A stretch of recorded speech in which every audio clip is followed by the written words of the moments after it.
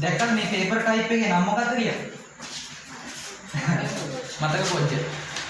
මේ කියන්නේ මේ පොඩ ආය ආවර්ජනය කරගෙන යනවා. ඔයාලට පාඩම් ටික. ඒතකොට හැමදාම දවසට මේ ආව ගමම වගේ විනාඩි 10ක පොඩි පේපර් එකක් ලියන්න තියෙනවා. දැන් අද නම් තියෙන්නේ MCQ 10ක් තියෙනවා. හරි? අනිත් දවසේ පොඩි එක රචනා ප්‍රශ්නයක්. මේ තව MCQ 3-4කින් පොඩි රචනා ප්‍රශ්නයක් ඉන්න තමයි වෙන්නේ. හරිද?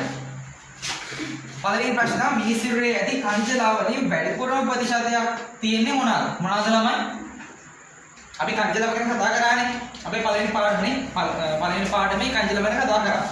කංජලා ගැන කතා කරද්දී අපි කිව්වා අපේ සාමාන්‍ය දේහ බරි 100ට කොච්චරද තියෙන කංජලා වල?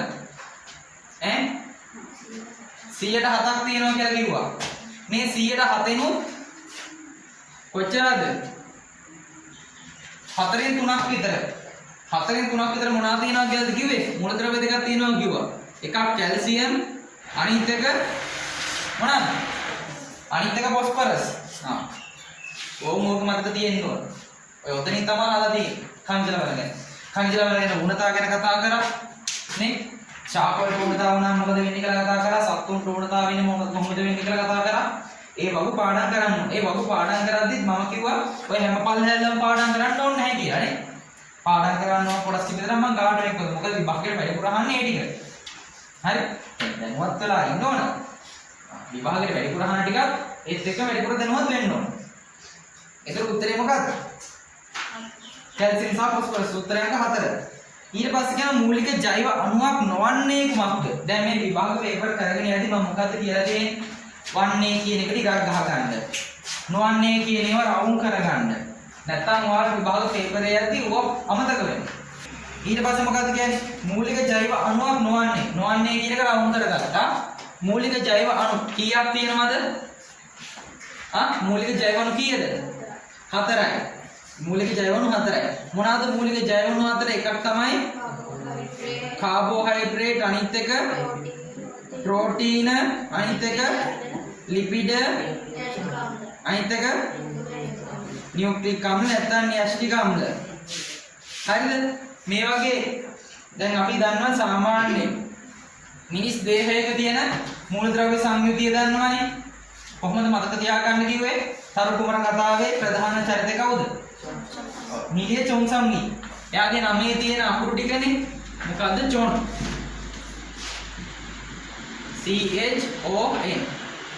CHON. හරිද? එතකොට කාබෝහයිඩ්‍රේට් වල මොනවද තියෙන්නේ?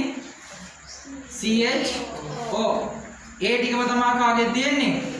ලිපිඩ වලක් තියෙන්නේ. ප්‍රෝටීන වල කවුද ඉන්නේ? CHON ඇතැම් විට S. නියුක්ලික් අම්ල වල CHON. තව කවුද? ඇතැම් විට Pද නැත්නම් Pද? P. ඇතැම් විට නෙමෙයි කෙලින්ම P.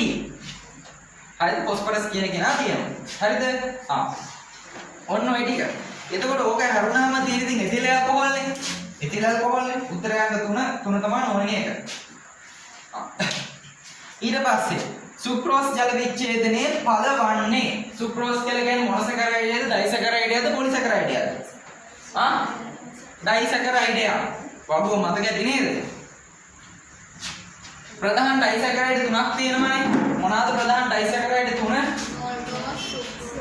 එක මෝල්ටෝස්, ඊළඟට සුක්‍රෝස්, මෝල්ටෝස්, ඊළඟට සුක්‍රෝස්, ඊළඟට කවුද? ලැක්ටෝස්. ප්‍රධාන ඩයිසැකරයිඩ් 3. එතකොට මේව හැදුනේ කොහොමද? මෝල්ටෝස් හැදුනේ ග්ලූකෝස් දෙකක් එකට එකතු වෙලා ජල අණුවක් අයින් වෙලා. සුක්‍රෝස් හැදුනේ ග්ලූකෝස් එකයි ෆ්‍රක්ටෝස් එහෙම නැත්නම් ෆ්‍රුක්ටෝස් එකයි එකට එකතු වෙලා ජල අණුවක් අයින් වෙලා. ලැක්ටෝස් හැදුනේ ගැලැක්ටෝස් එකයි ග්ලූකෝස් එකයි එකට එකතු වෙලා ජල අණුවක් අයින් වෙලා. දැන් මෙතන අහන්නේ මොකද්ද? සුක්‍රෝස් ජල විච්ඡේදනයේ ඵලය වන්නේ. දැන් ළමයි ජල විච්ඡේදනය වෙනවයි කියලා කියන්නේ කලින් ජලය අයින් වුණානේ නේ. මේක අපි දැන් වතුර දාලා බලනවා මොකද වෙන්නේ කියලා. කලින් වතුර අයින් කරපු එක දැන් වතුර දාලා බලනවා. වතුර දාලා බලුවෙන් පස්සේ මොකද වෙන්න ඕනේ? අර කලින් තිබ්බ අවස්ථාවන් වලට පත් වෙන්න එපා නේද? ආනි සුක්‍රෝස් සුක්‍රෝස වතුර දානවා. හරි සුක්‍රෝස වතුර දානවා. වතුර දානවා කියන්නේ එක ජල අණුවයි දාන්නේ නේ. කවුද හැදෙන්නේ? ග්ලූකෝස් හැදෙනවා. ඊළඟට කවුද තවද? ෆ්‍රුක්ටෝස්. එතන ෆ්‍රක්ටෝස් කියන එක හැදෙනවා. හරි. මෙයාලගේ තේරෙද තමයි ලැක්ටෝස් වලට ජලය දාපුවාම ගැලැක්ටෝස්ුයි ග්ලූකෝස්ුයි හැදෙනවා. හරි. මෝල්ටෝස් වලට ජලය දාපුවාම ග්ලූකෝස්ුයි තවත් ග්ලූකෝස් අණුක හැදෙන්නේ නේ. හරි.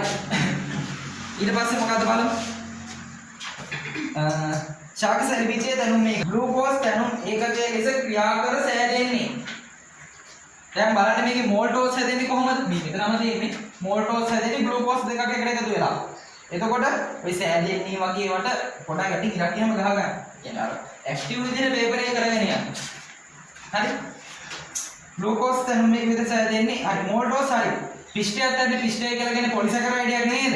ප්‍රධාන පිෂ්ඨාකාර කීයද? සෝරි ප්‍රධාන පොලිසැකරයිඩ ආකාර කීයද? 3යි. මොනවාද? පිෂ්ඨය, ග්ලයිකෝජන්, සෙලියුලෝස්. නේ සෙලියුලෝස් අපිට තියෙන ප්‍රශ්න උත්තරේ මෙතනක් තියෙනවා. සෙලියුලෝස් කියලා කියන්නේ ශාක සැලිවිච වල බහුල තියෙන සංඝටකයක්. ඊට පස්සේ තව මොනවාද?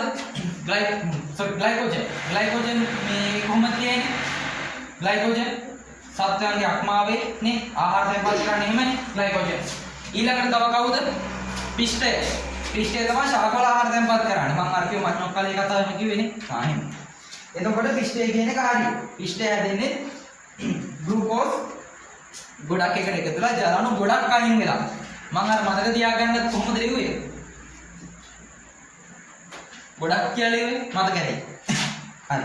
ඊට පස්සේ ග්ලයිකෝජන්. ග්ලයිකෝජන් කියලා කියන්නේ පොලිසැකරයිඩයක්. මෙයා හැදෙන්නේ ග්ලූකෝස් වල එකතු වෙන තමයි. එතකොට උත්තරේ වෙන්න ඕනේ මොකද්ද? 1 2 3 3 හරි එහෙනම් ඊට සියල්ලම. 6 වෙනි එකට එනවා. මාළු කැබැල්ලා. මාළු වල වැඩිපුරම තියෙන මොනවාද? කාබෝහයිඩ්‍රේට්. ඈ? නෑ මම අහන්නේ මාළු වල වැඩිපුර තියෙන මේ පෝෂක පදාර්ථ තමයි කාබෝහයිඩ්‍රේට්. ප්‍රෝටීන්. වැඩිපුර තියෙන ප්‍රෝටීන්. එතකොට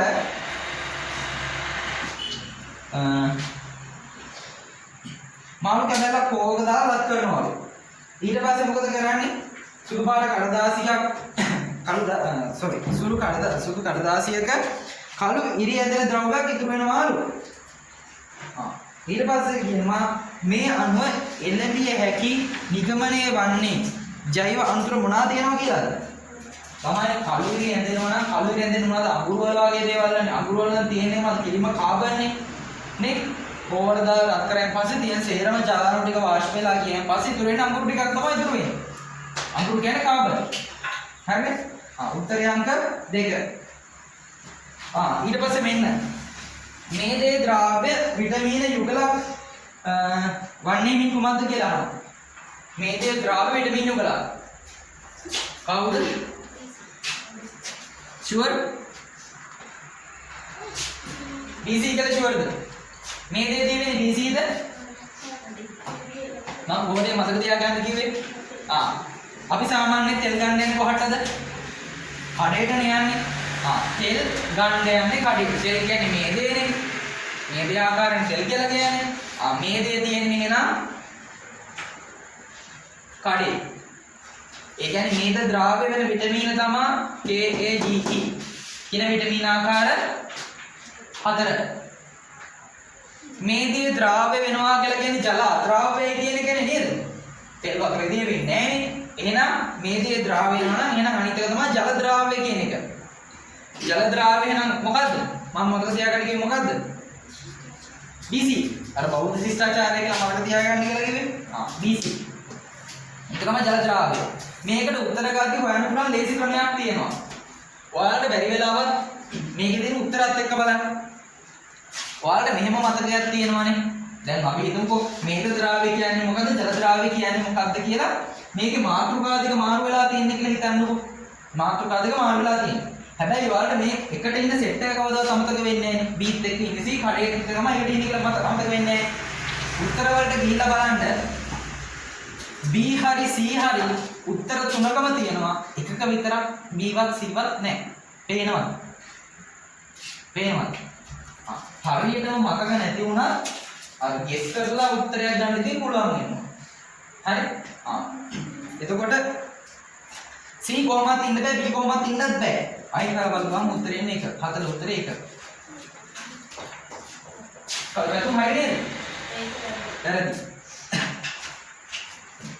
ඊට පස්සේ කරා මේව රෝග වලින් ඌනතා රෝග ගණයට අයත් නොවන රෝගී. නොවන කියන එක රවුම් කරලා තියෙන්න ඕන.